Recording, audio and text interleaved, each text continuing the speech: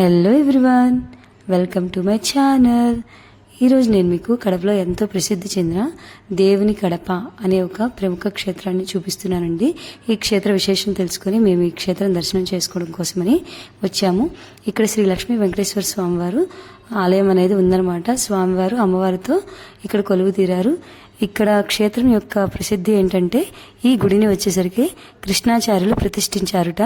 అలాగే దక్షిణ భారతదేశం నుండి కాశీకి వెళ్లేవాళ్ళు, ఉత్తర భారతదేశం నుంచి రామేశ్వరం వెళ్లేవాళ్ళు, తిరుమల కాలినడకన వెళ్లే భక్తులందరికీ కూడా ఇది ప్రధాన మార్గంగా ఉందిట. అందుకని ఈ క్షేత్రాన్ని తిరుమల తొలి గడప, దేవుని గడప అని రెండు పేర్లతో ప్రసిద్ధి చెందిందండి.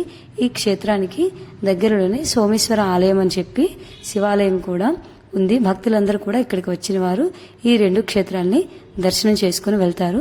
చూడండి, చక్కగా స్వామివారి పాటల కచేరీ కూడా ఇక్కడ జరుగుతుంది. ఆలయ ప్రాంగణం చాలా విశాలంగా ఉంది.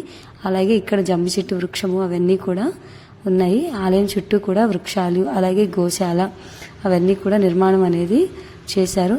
మేము సాయంత్రం వేళ వచ్చాము. చాలా ప్లెజెంట్గా ఉంది వాతావరణం అయితే.